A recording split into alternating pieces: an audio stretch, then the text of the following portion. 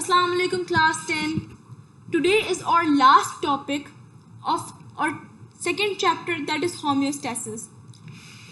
Today we are going to discuss disorders of kidney. We are going to study disorders.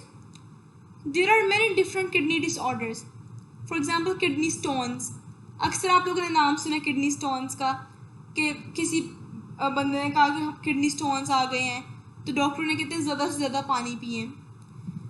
When urine become concentrated, urine concentrated जब हो तो crystals जो होते हैं of many salts, for example calcium oxalate, calcium and ammonium phosphate, uric acid are formed in it.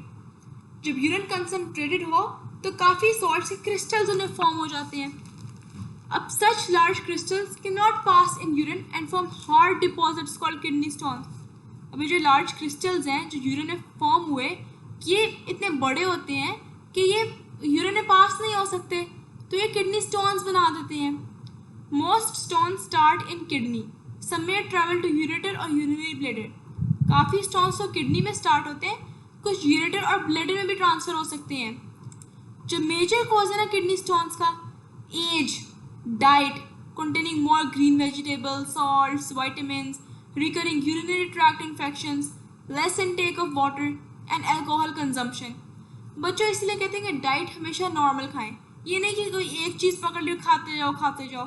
Like अगर vegetables हैं तो meet भी खाओ, प्रोटीन इनटेक भी रखो, बैलेंस डाइट होनी चाहिए.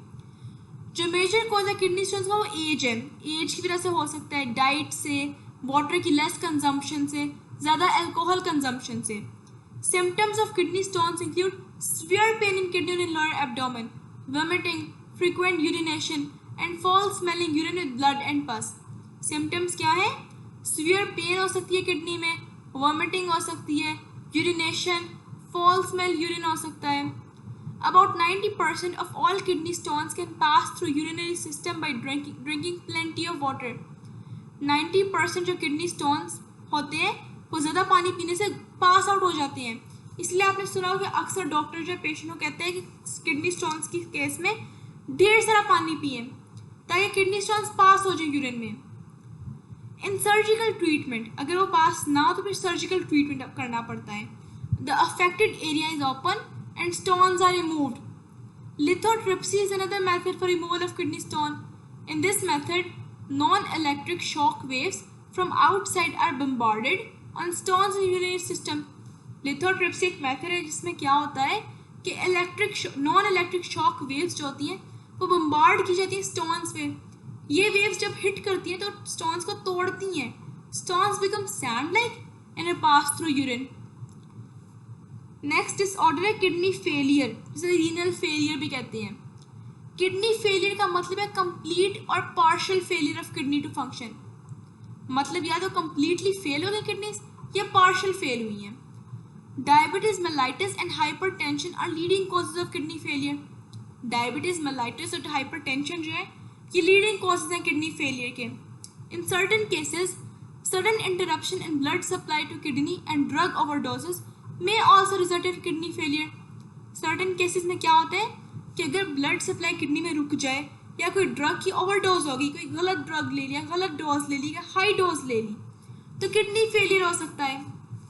बच्चों किडनी फेलियर एक बहुत सीरियस कॉम्प्लिकेशन है. ये कोई आम सी चीज़ नहीं है, कोई स्टोन्स नहीं है कि जो ट्रीट हो जाएंगे. किडनी फेलियर बहुत सीवियर पेनफुल डिसऑर्डर है. डायबिटीज़, मेलाइटिस की वजह से हो सकता है. अगर ब्लड सप्लाई रुक जाए किडनी से तो हो सकता है. कोई ड्रग गलत ले लिया, हाई डोज ले लिया, बहुत ज़्यादा डोजेस ले लिए ड्रग की तो किडनी फेलियर हो सकता है. Main symptom of kidney failure is high level of urea and other waste in blood. जो मेन सिम्टम है किडनी फेलियर का वो क्या है? यूरिया का हाई लेवल या वेस्ट ब्लड में, which can result in vomiting, nausea, weight loss, frequent urination and blood in urine. जो क्या रिजल्ट कर सकते हैं?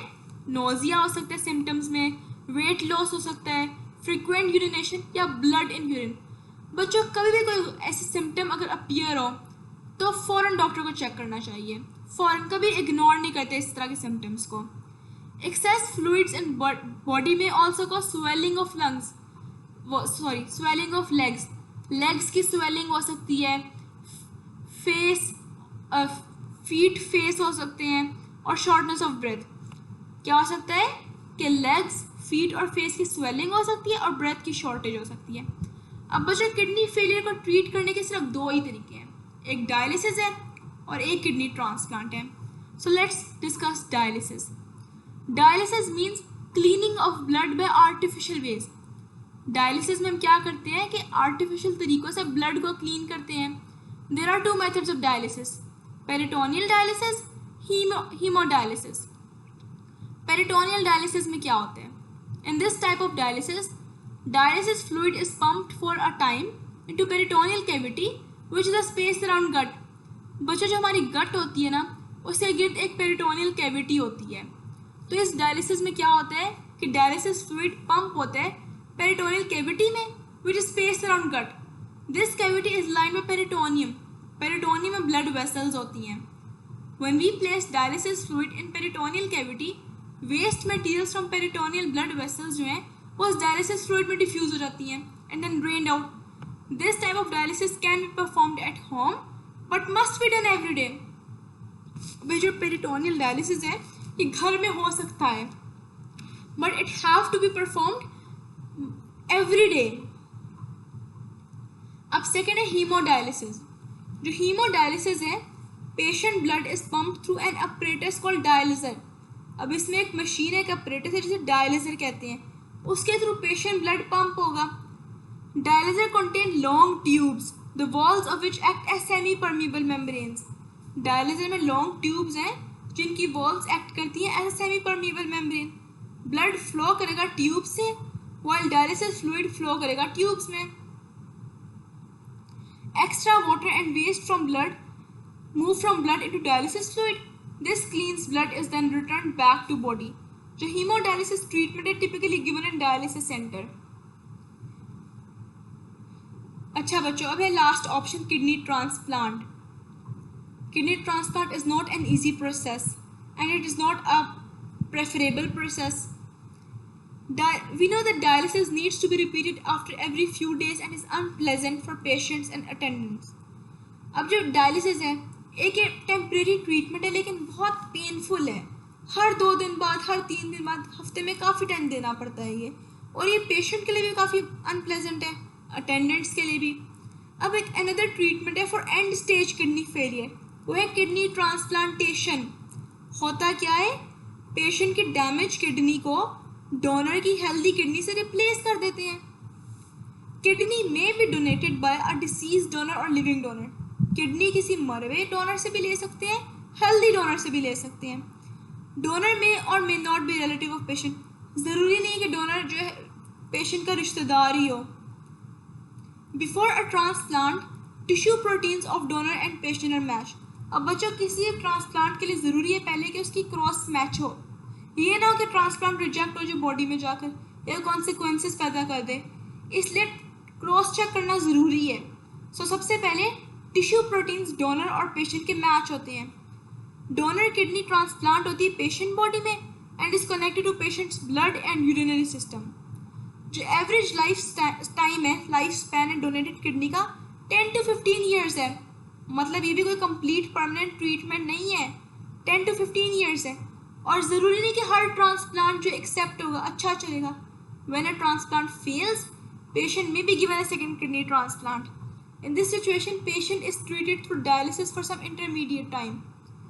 प्रॉब्लम्स जो ट्रांसप्लांट के बाद क्या आ सकती हैं? ट्रांसप्लांट रिजेक्ट हो सकता है, इन्फेक्शन हो सकती है, कोई इम्बैलेंस प्रोड्यूस हो सकती है जिसकी वजह से बोन प्रॉब्लम्स और अल्सर हो सकते हैं।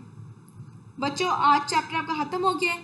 In case of any confusion, any query, any difficulty, please ask on comment box।